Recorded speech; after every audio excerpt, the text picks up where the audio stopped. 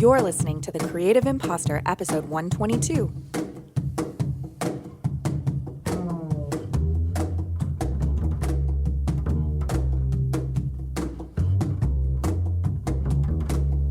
Welcome to The Creative Imposter. I'm Andrea Klender, and today I'm keeping this intro short and sweet. We are talking with Rebecca Lefebvre from Avec La Vie and Collective Wisdom magazine. You will discover in the course of this interview that Rebecca is similar to me in that she has had a multi-passionate, multi-focused background, from studying social work to being a registered nurse to being a writer and photographer to graphic design and publishing. And if you are like Rebecca and me, then you may not know when you are in the midst of a quote unquote career change or focus switch, how all of these different passions and fields of expertise are going to come together. But I think you will agree when you check out aveclavie.com and you see how Rebecca has brought all of these different areas together in her work. Specifically in this episode, we are talking about her decks of, call them oracle cards or contemplation cards or art cards or manifestation cards, whatever it is that you want to call them, but decks of beautifully drawn and watercolored and written cards that I have been using ever since I got my deck. Now, when we were first talking, I had not yet purchased a deck, but after our conversation, I immediately went and purchased the Fantastic Being deck. So there's three right now. There's Flora, which is plants, there's Fauna, which is animals, and then there's Fantastic Being, which is fantastic beings, which can come from the plant or animal kingdom or from the ether. Imagination? Somewhere out there. In any case, I purchased the Fantastic Being deck immediately following our conversation, and I have been using it as my favorite new deck of 2021. I always get a new deck at the end of the year, sometimes more than one. I've been using it in my online yoga classes through Satnam Yoga Chicago and for a yoga mala practice on the first weekend of the year. I could go on and on about how much I love these cards. But you'll hear more about the inspiration and the process of creating them in the interview. Also, we're talking about Collective Wisdom magazine, which is a new venture that Rebecca launched last year, just in time for the start of the pandemic. She describes Collective Wisdom as a well-being magazine about conscious, purposeful living inspired by nature. And it's really less of a magazine and more of a journal, like an art journal printed on beautiful paper with images and poetry and articles and mindfulness practices and journaling prompts and space for you to write in it.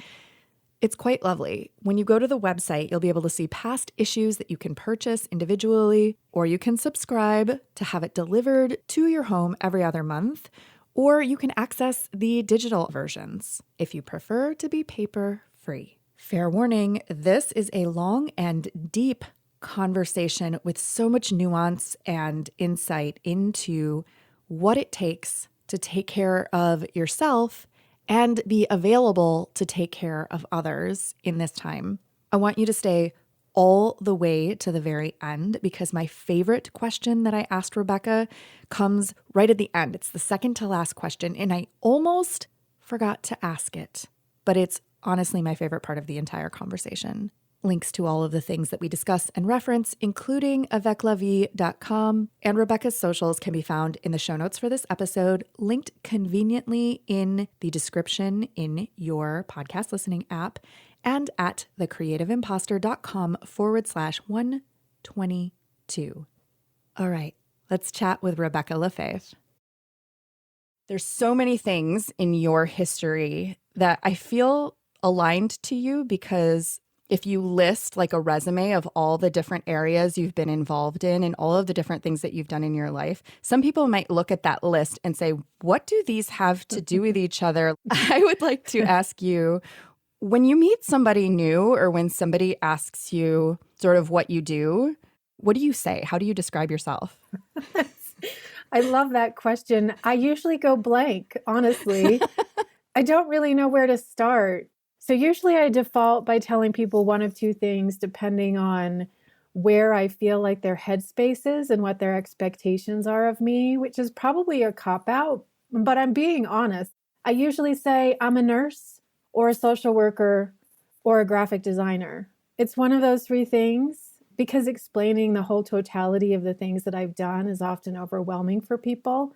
And they look at me like a dog when you say something funny to them. They sort of tilt their head to the side and look at me like, is it really possible that you've done all of those things? I totally relate. What I think is interesting, I think you left off the list artist. Yeah, it's interesting.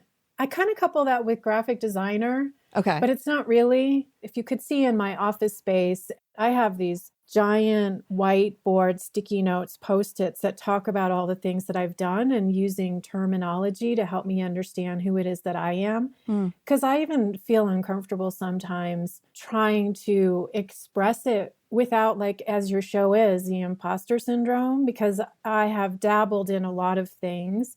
I generally tell people I'm a generalist, but I do deep dives into everything that I've ever decided to explore so that I can get as much out of it as possible.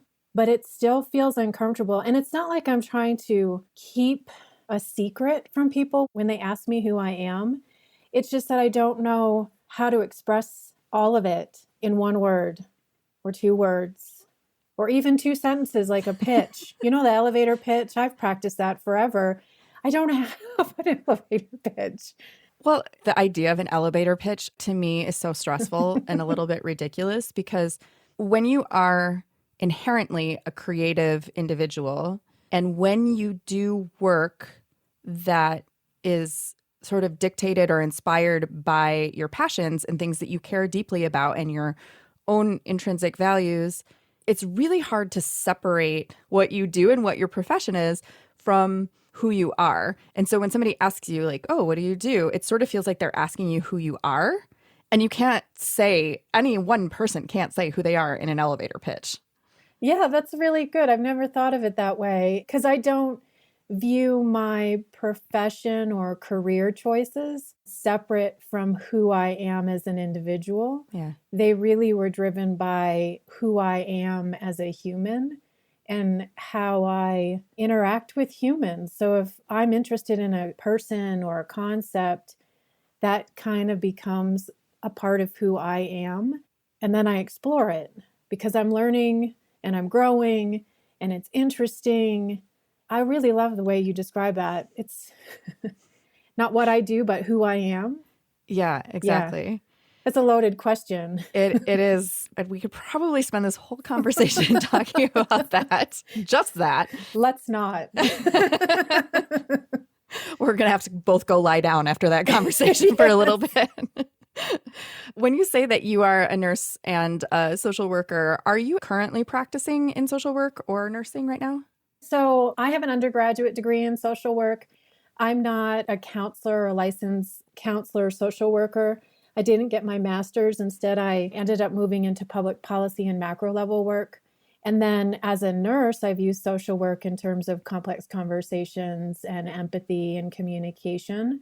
So it's really the underlying skill set that I draw upon for almost everything I've ever done in my adult life is my social work degree. And then nursing, I am still a registered nurse and licensed.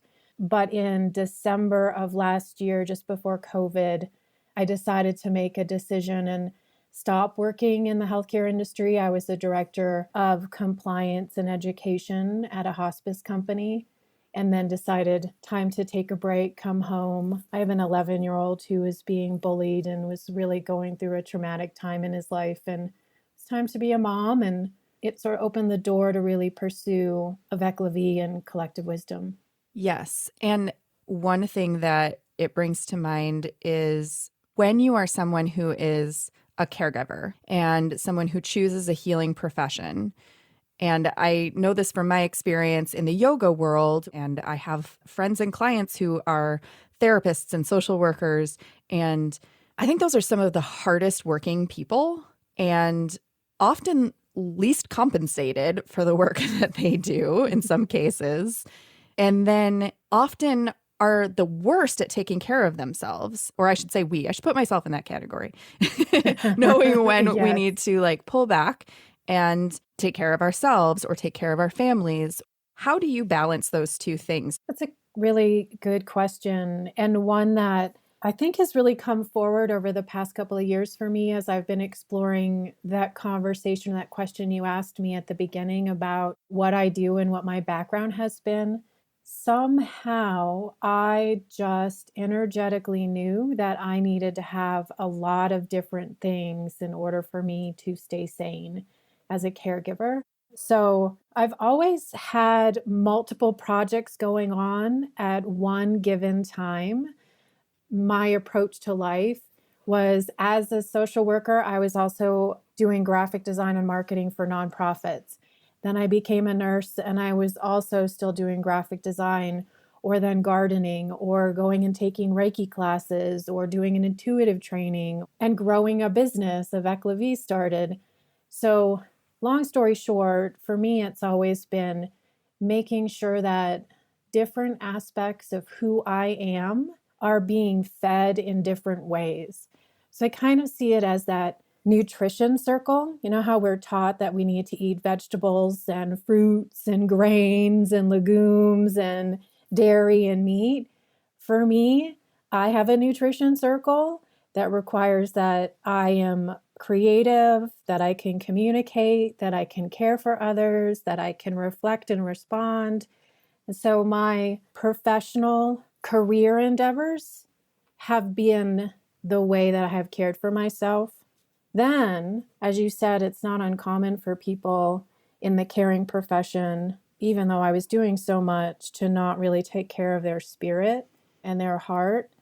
Towards the end, about 4 or 5 years ago, when I started creating the decks, I was really depressed, not because I felt like I had taken on other people's energy or that I needed to work through things that I had failed to notice in myself, because I was so engaged with each of the humans that I worked with that I would come home and reflect on, gosh, that person was in that situation. What could I do to make sure that I'm more prepared if I'm in that situation with my husband, with my children, with myself? But I was just so depressed at where our human species was that I was overwhelmed and didn't know what to do. So I turned to nature, and ironically or not so ironically realized that most of the people that I'd spoken to who had had long length of stays in the hospital or had been really sick over a long period of time, I'm talking 10 or 20 years, with congestive heart failure, diabetes, rheumatoid arthritis, you name it. When I would take care of them, and after we were getting ready to discharge them, I'd say, where are you heading to when you get home? Because we've treated you nothing more than like a scientific probe, and you've been connected to all this technology. How are you going to recenter yourself so that you remember that you're a human and you're not just these diagnoses that we've been talking to you about for the past month, 2 months, 6 months? And they return to nature. So it seemed like a real natural grounding place. So I have a huge garden. It's the place I go when I get really frustrated, overwhelmed. I just have to walk out, stick my hands in the dirt, move a plant, water it a little bit. That's where I go. I just had this realization as you were saying that for these patients who were in a hospital setting or a medical setting, and they were connected to all of this technology and surrounded by beeping machines and then this desire to return to nature, I just had this flash of this parallel to what we're all living right now with COVID and with shelter in place and with everything moving online. And I live in the city. We have a gorgeous lake, but all summer the lakefront was legally closed in Chicago by the mayor. A lot of the parks were closed for a while. And sometimes my partner would be like, when was the last time you left the house? And I'll be like, he's like, have you even stepped outside? Do you even know what temperature it is? It's gorgeous outside. Have you even been out there? We don't even have a yard in our building. We live in a 3-flat, and then we have like a back concrete area in between the back of the building and the garage. So we created like a little front garden and a little back garden in these corners, which neither of us have ever really been interested in gardening or anything like that. But we were like, for the love of God, we need some kind of outdoor space that feels safe to be in, because going out, in a public space, it just felt stressful to be around, especially in the early months and weeks of the pandemic. And so he got a hammock. We made like this little garden, and we just slowly started trying to like make a functional little tiny concrete outdoor space with some plants in it. For you, how has this year and everything that's been going on with the pandemic affected your relationship with nature versus technology? That's a good question again. You're really good at these. I guess that's why you have a podcast. It's interesting because I have boosted my technology intake and use because I can't have one-on-one conversations and meetings with people.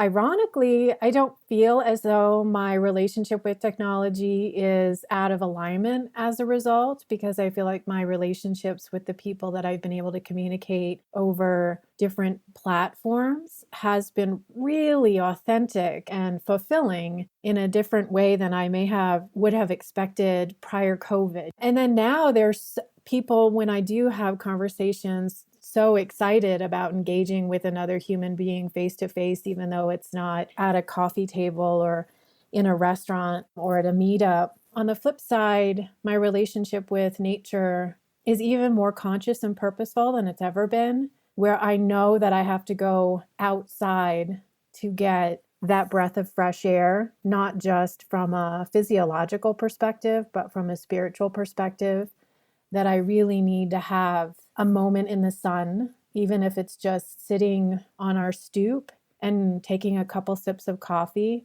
and letting the sun hit my face, because I know that I need it for vitamin D, but I also know I need it because I need to feel that sense of warmth from something that's bigger than myself. There's also something going back to Avec La Vie, one of the businesses that you have, one of the projects, which the primary thing that I associate with that are these decks that you've created, oracle card decks, which I'm very into, tarot and oracle cards, that are based around nature. And what I was thinking about is how you have a background in systems. So you talk about macro and micro, and you talk about policy versus caregiving, and you talk about things about systems that are flawed and or possibly broken, and our medical care, healthcare, quote unquote, system in the United States being one of them for sure. And I think about your interest in systems and then the idea of an oracle card deck. People are like, oh, do you really believe in those? Do you have all these, tarot decks and whatever. Do you really believe that works? And I believe that this deck creates a system, or the tarot or whatever it is creates a system by which I can understand my intuition and what I'm feeling and experiencing more clearly. Like, it helps me systematize what's happening that's bigger and more nebulous and maybe a little overwhelming or hard to understand. I'm wondering if you have drawn any parallels between the idea behind creating these decks and your fascination and analysis of systems. Yeah, absolutely. It's similar to the tapestry that's behind you. Which, for listeners who can't see it, is a tapestry that I got in India, actually, from a vendor on the beach. And it's a big space with concentric circles in a geometric pattern. And I don't know if you can see how much detail you can see, but there's elephants within those circles. Yes. And the way that I view systems, so the concentric circles, so the center circle, if we were talking about an individual, so the individual's in the center. And then the things that they are submerged in, or the things that surround them, are each of the circles that move outward from where they sit. So if they were to look around and say, oh, okay, presently the system that I'm in, if you were looking at it from a professional perspective, is I am myself. I wear the hat of nurse. I work on a unit, meaning a floor, a telemetry floor, a cardiac floor. That's sort of my home. That's the initial space that I'm surrounded by. Then you can get even more complicated and say, then there's nurses and physicians and respiratory therapists and on and on. And then you can also do that at home, that in the center there is me, and then there's my immediate family, and then there's my extended family, and then there's my neighborhood and my community and my religion and America, or wherever you live, whatever country you're in. So it goes outward from there. In order for us to be able to function as humans within the systems that we reside, we actually need to have something really tangible for us to be quote unquote successful, however we define that. That includes skills, tools, and knowledge. Those are the internal or things that we can quickly use in order for us to be able to make sense of and navigate the community or environment that we live within. And then also to feel a sense of safety and self-love that allows us to be bold and courageous and when we feel uncomfortable. Then beyond that, we also need to have strong teams or families to be able to support us in moving forward. So the decks, going back to your last question or the question before, they were both for me and as a projection to support people that I really cared about in my life, meaning the clients and the individuals I was coming into contact with, in offering a tool for self-introspection to look at one's humanness, but also in the warm embrace of nature. The first deck is a fauna deck, the second deck is a flora deck, and then the third deck is a fantastic deck, which has to do with fantasy or the creative. And in fact, probably 75%, if not more, of the creatures that are in the fantastic deck are actually ones that reside on this planet. So they're not really ephemeral or really far out there mystical, but they are hard for us to believe that they exist. But yet here we are. Like, what's an example? A tardigrade, which is this super teeny microscopic being that can exist on the moon. They've actually taken them to the moon and then brought them back. I have things like the moai, which is from Easter Island, those really giant statues, and the conversation about how they actually came to be. Yeah. So I've always really been this like thoughtful, reflective human, even when I was little. I remember going for walks on my grandparents' property. They lived on a lake around these old mines, and they had these giant trees. And I would take walks with my brothers who were much older than me, and they'd always not want me to be present because I was this little girl that had to tag along. But they were always the ones that got hurt, and I wasn't, because they weren't thoughtful and they weren't paying attention to where they were going. They would just like boulder dash right into this like giant tree or something and try and climb it. And I'd be thinking, they're insane. They're going to get hurt. And then they would. Okay, so really thoughtful and reflective when I was younger. And then grew into this idea of like how to determine what is real and what's not real, whatever that means. And realized that as I was working with individuals, once I became a nurse, and I was really immersed in the scientific knowledge and the science behind caregiving and Western medicine, so much of what we were lacking in terms of the care and treatment we were providing to human beings was not recognized in the spirituality of this human that was before us. And so every time I'd go have another shift, I was there to care for them based on the diagnosis and the science behind their disease process, but profoundly connected to my patients because of who they were as humans and the questions they were asking implicitly about why they were sick and what was going to happen when they were going to die. And while they were asking physically what was going to happen to them, they really wanted to know spiritually what was going to happen to them when they took their last breath or were no longer here on this planet, which I can't give an answer, but could definitely see that there's this real separation in our world between the science and the spiritual that puts them at odds. But in conversation after conversation, I realized that when we could marry those two conversations, those two themes of spirituality and science, or really who we are as beings, we would be able to have significant healing. So the things that I've chosen over the past couple of years in terms of my career path and the journey I'm on right now is really trying to figure out how to help people come to terms with accepting that we can define certain things in our world and we can create methods and modalities that are tested.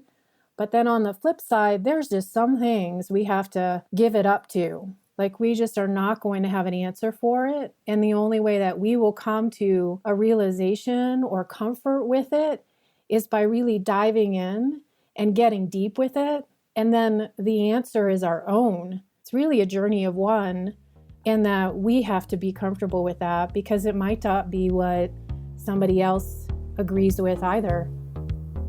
Ooh, here's our mid-episode stretch break. Pause what you're doing. Take a deep breath in and out. Roll your shoulders up, back, and down. Bow your head towards your heart. And then lift your chin, gently stretching open that fifth chakra, that center for self-expression. Rebecca just shared some golden keys that I actually want you to go back and listen to again. Seriously, scrub backward about 3 minutes and listen again when she starts talking about the disconnect between science and spirituality.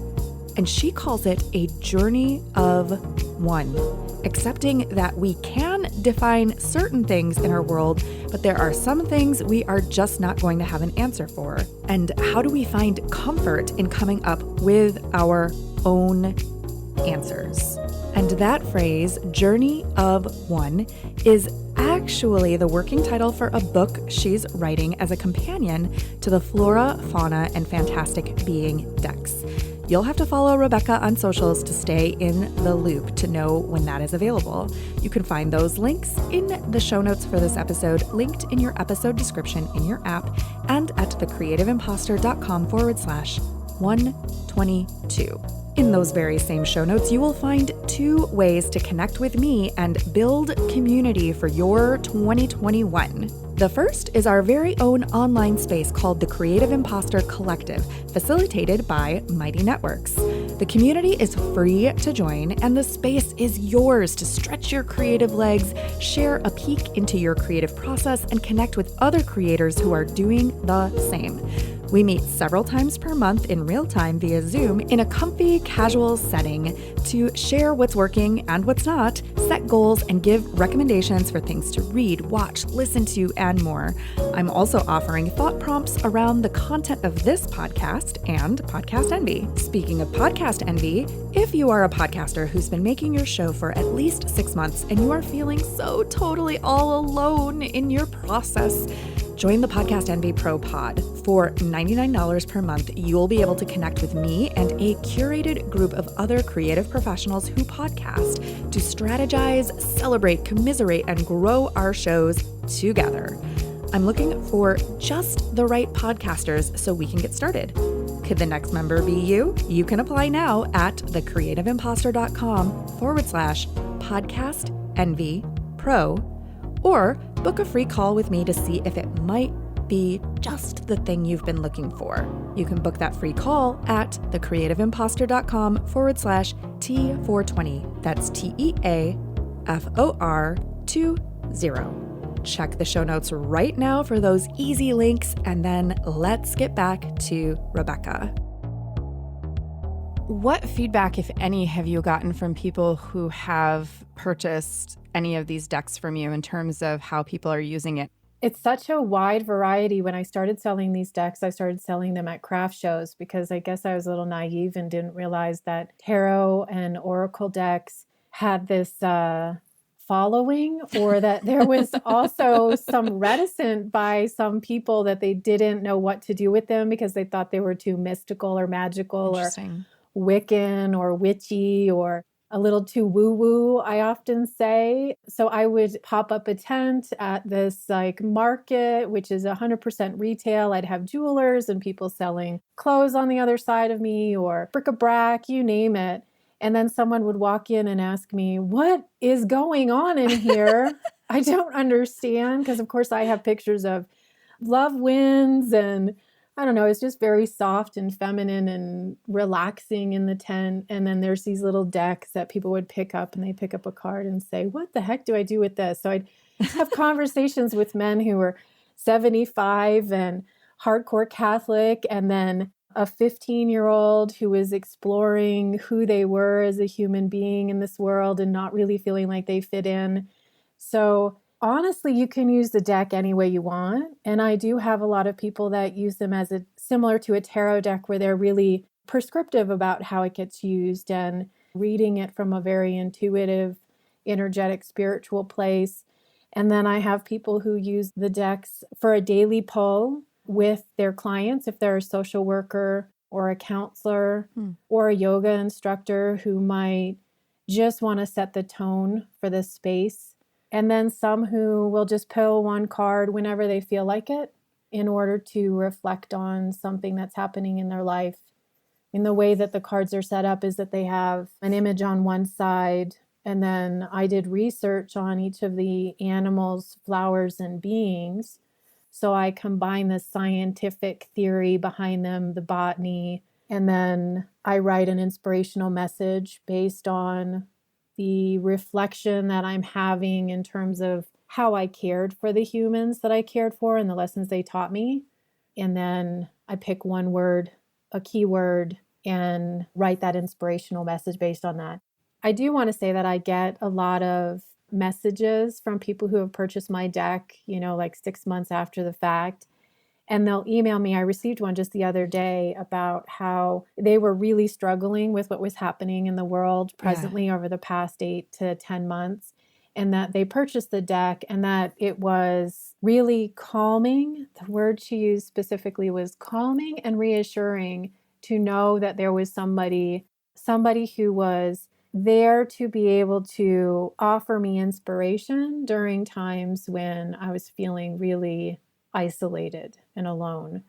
Wow. And then on the flip side, being able to connect with nature when you can't get outside because you're just pulling a card that has a flower on it, and recognizing chamomile offers this kind of healing essence, even if you can't plant chamomile. Oh, that's actually a super important point.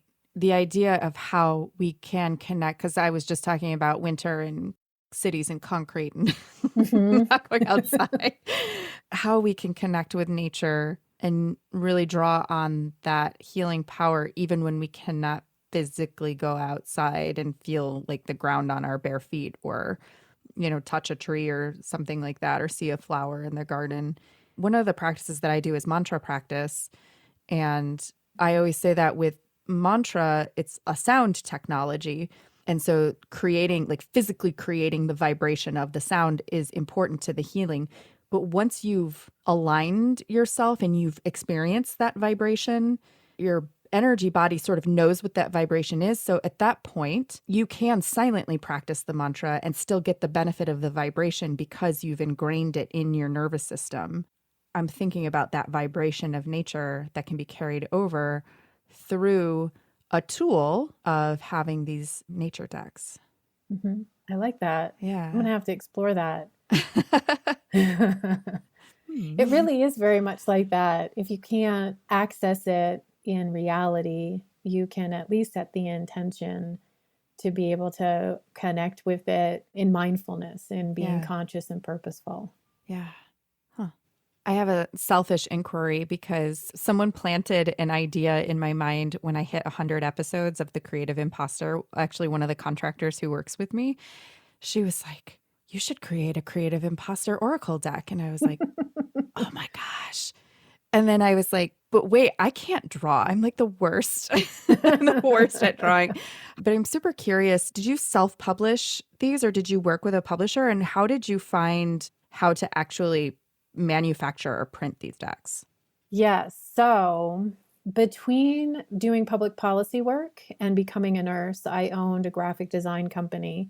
Then I sort of dove into being a nurse full time. But then, because going back to your very first question, how did I take care of myself? I needed an artistic outlet. I opened up my design business again after being a nurse for a while because I realized it was just too much to be constantly focused on the heart and soul. And so I've always had this direct line to publications and printing and using Adobe software programs to be able to do my own printing and publication. I've done it for hundreds of clients.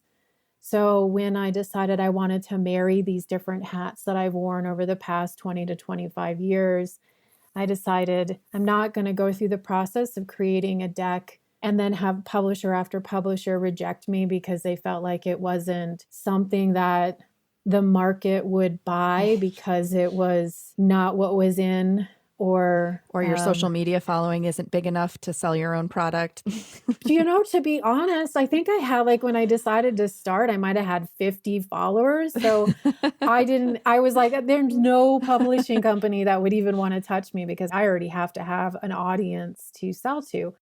So when I was considering this, my husband, David, just said, just do it yourself, Rebecca. I mean, you know how to publish it, so just go right ahead and do it.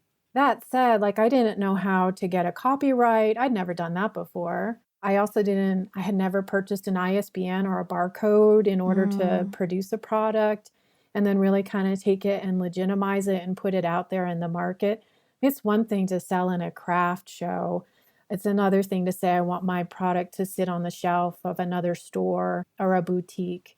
So I use craft shows sort of as an inexpensive focus group. I would say, so I'm spending $150 to pop up for 8 hours. I'm probably not making any money, but I can get a sense of whether or not my customer likes the product that I'm putting out there for just $150. And I'm getting it real time live because I can see them walk by, then take 3 steps backwards with this curious look and then walk in and have a conversation with me. And I can ask them to hold it, touch the paper, interact with it, get immediate feedback. So publishing it, I kind of see it as 3 steps. There's the creation of the idea, and then it's getting that onto something like the deck or a book. And then that piece requires graphic design. Yeah. And then there's the actual production of the product, which requires a printer or another third-party person to be able to support in that process. Let's spend a few minutes talking about collective wisdom, because that is another creative outcropping of your passion for nature and connecting with the natural world, and also feels like the way you've described it, a very collaborative venture. Tell us a little bit about what is collective wisdom and where did it come from? So Collective Wisdom is a mini magazine that offers people skills, tools, and knowledge that might be within or outside of their library of skills, tools, and knowledge that they presently have. Some things that people contribute might be far too woo-woo, meaning way leaning to the other side than they may have ever experienced before. But there's also articles and wisdom that is within Collective Wisdom magazine that is also very scientific and very much about the process, so more tangible and real than, say, something that's more spiritual and ethereal. The magazine came about in approximately March, yes, with the shutdowns. March of 2020, so March it's that of new. 2020. Okay. Remember, I had mentioned that I stopped working as a nurse in a hospice company in December, and I'm an action-oriented, manifesting person. So even though I was coming home to care for my son, I still needed other things to be doing because I have this really strong desire to support humans. And so I had put together a board of things that, if Rebecca could, what would Rebecca want to do? And so Collective Wisdom, I saw it creep up on the board. And I thought, I'm going to put a pin in that and maybe I'll address it in 2021. Well, sure enough, March 15th, I think, everything shut down. And I started having some conversations with some different people on Instagram because I was getting more engaged and starting to engage with the folks that had started following me, or I would see people post something about my deck. And I met this woman, Amy Laginus, who had posted something about ecotherapy.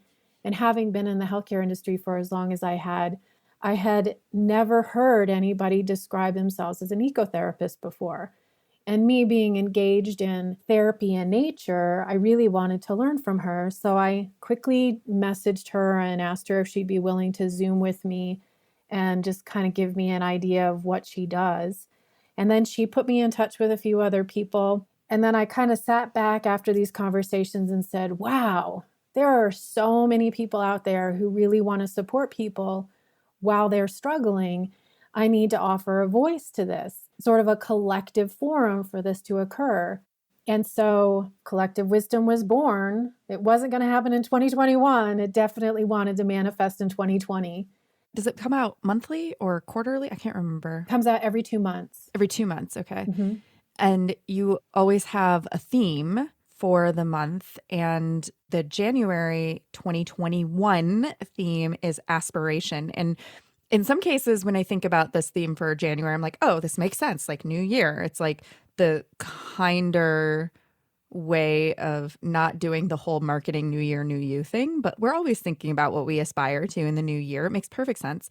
But then there's a part of me that's like, oh, for this year, I'm having a little bit of difficulty with that word and finding some resistance because there's still so much unknown that it almost feels like there's a fear or a resistance to be aspirational because I'm afraid of disappointment. Everyone's like, oh, I'm so ready to be done with 2020. I can't wait for 2021. And I'm like, what if 2021 doesn't get any better? What if it's still a continuation? What if it's part B? I don't know if I want a goal set for 21. I don't know if I want to be aspirational. What are your thoughts around that when I say that?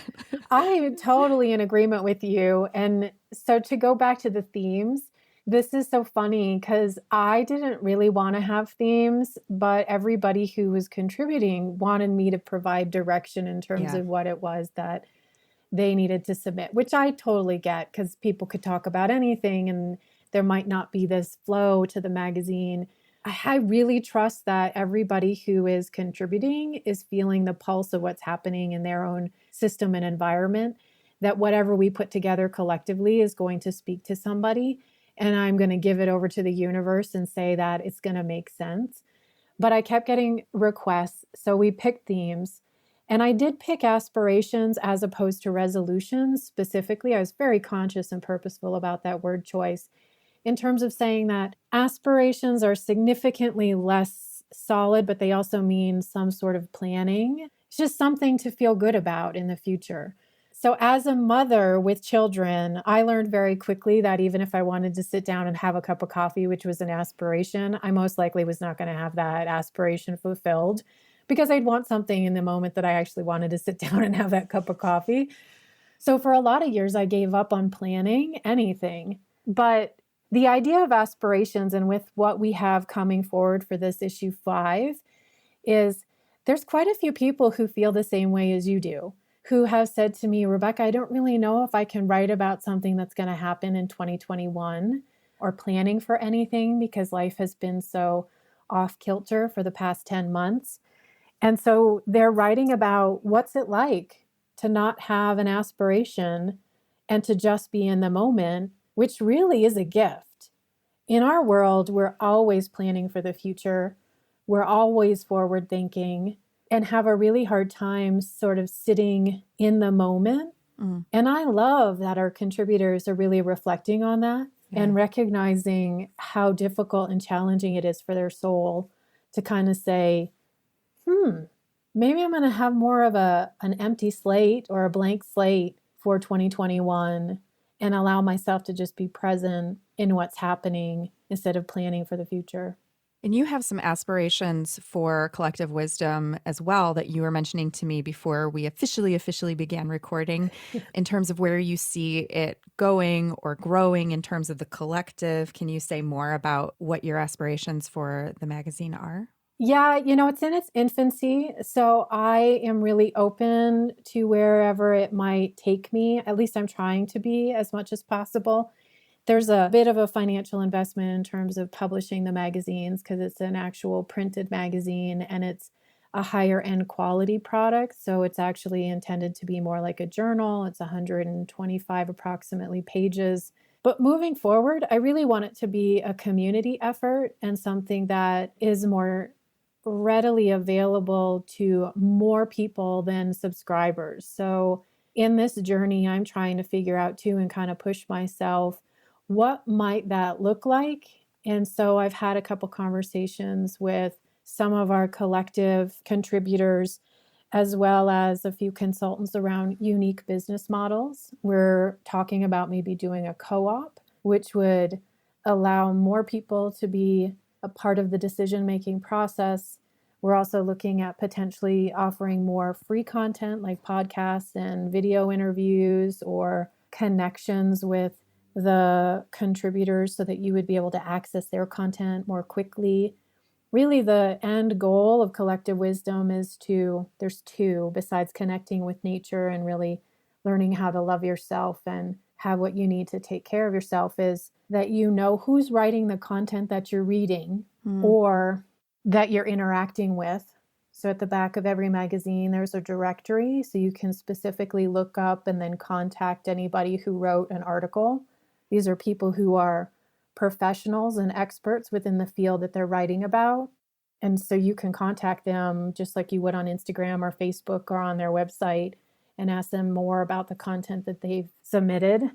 And then the second is that if you really dig it and you really love what somebody had to say, you would then be able to get more of what it is that they're sharing. Many of them have books. Many of them offer group classes, one-on-one consultation and coaching.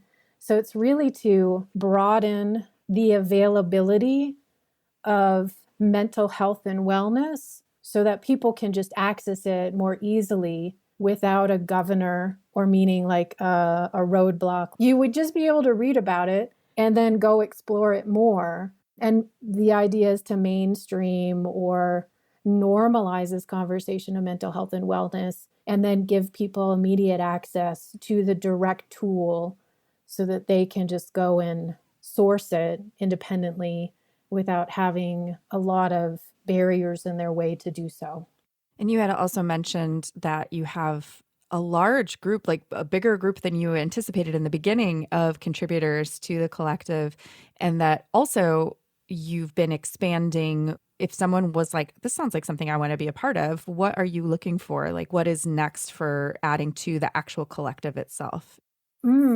Anything and everything that is related to positivity and self-love, reflection and insight.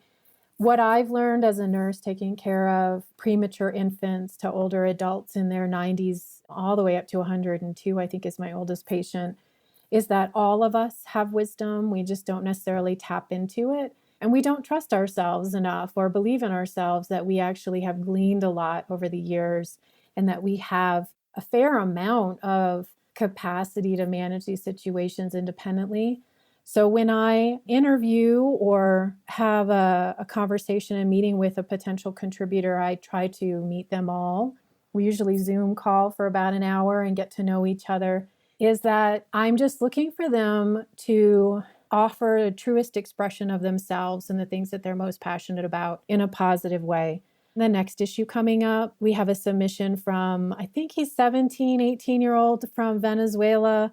We also have a young professional who's in Germany, who is in soul, spiritual work, and body work. So it's really just offering your insight and perspective and take on what it's like to live in this world during this time. And I have poetry, fiction, nonfiction, and then scholarly work. I don't know if scholarly work is really the right way, but academic. It's sort of academic-ish. But then the magazine is very interactive too. Yeah. We actually have open pages for you to write and journal. There's also prompted activities that encourage people. So somebody write something about mindfulness, which there's a lot of magazines and books out there that talk about it, but then don't teach you how to utilize and incorporate that skill set into your own life. One of the things that I strongly encourage of our contributors is that they might suggest things that people then can do to try out this new skill, tool, or knowledge and get them comfortable in working with it. Because the only way you're going to know if it's actually an effective tool for you is to use it. Best advice that you have for our creative community right now about taking care of themselves and being connected with nature over the next few winter months, transitioning into what is hopefully a better 2021 than 2020 was, but who knows? I would just say sitting in the sun, drinking a warm cup of tea or coffee, taking a walk, being present and aware. So when you're outside, whether it's hot or cold, is just really paying attention to the environment that's around you. Or in many of the conversations I've had with people during the severe lock-in or shutdown was being able to just sit by a window and look outside and pay attention to what's happening. This is not a quick question, but it's something that I had written down that I'm like, oh my gosh, I didn't ask this question. It feels really important to ask. So when we find ourselves within a system or bound to a system that is at best flawed, at worst totally broken, how do we find ways to work within that system rather than just throw our hands up and be like, the ship's going down, there's nothing I can do? I love this question so much. I cannot tell you how much I love that question. I've come up with this process. It's called the circle of change. Typically, it's all linear, but I really believe it's a circle. It's almost a spiral, like we continue to move up in the process of change. One is that you have to be positive about it. Even though the situation, excuse the expression, sucks, there really still is a lot of opportunity because you're recognizing that it's not an environment that's functioning well for anyone. So why not manifest a new system that actually does provide a new environment for people?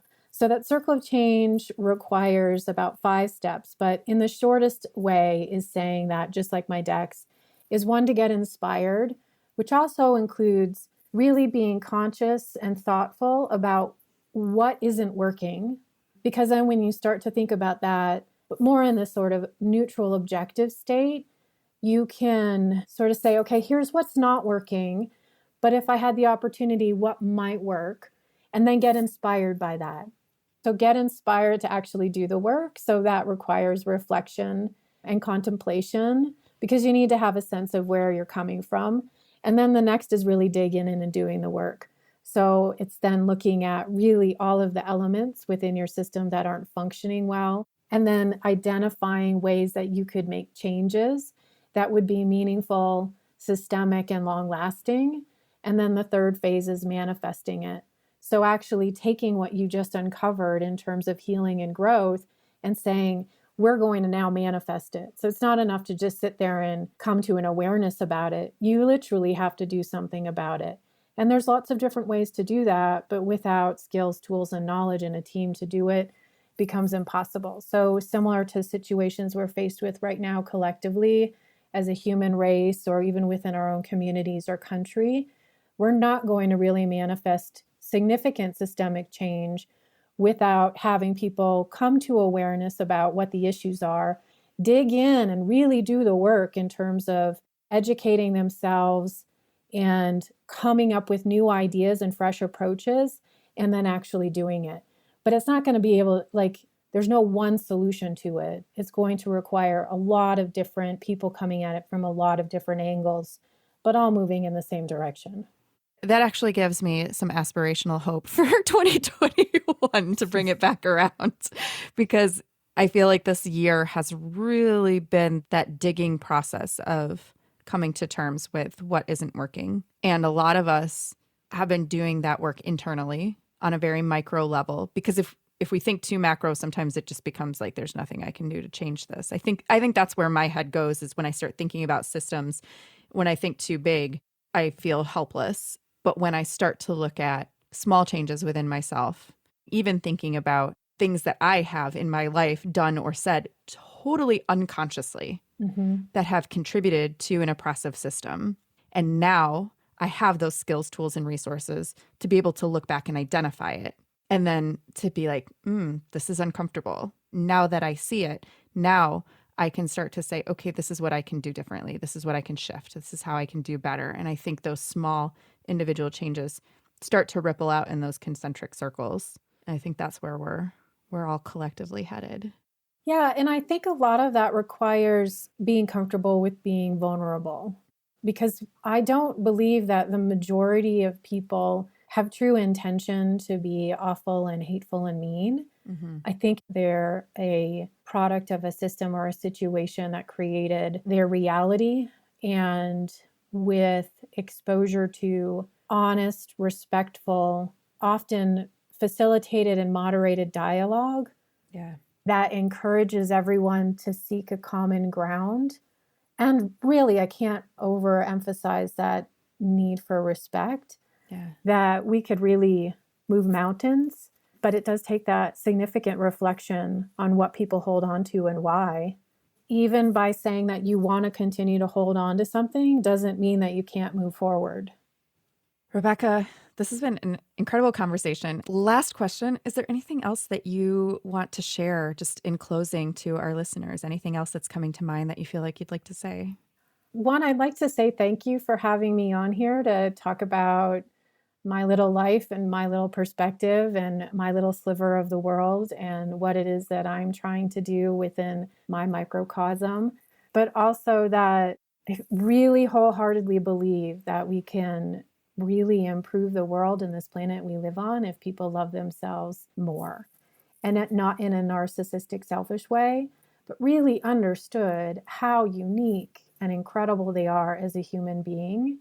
And that many of the things that happened in their lives were things that were outside of their control or continue to be outside of their control.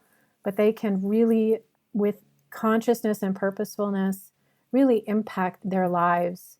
And it really starts from that place of self-love. Self-love. Are you feeling it? So much deeper than just self-care.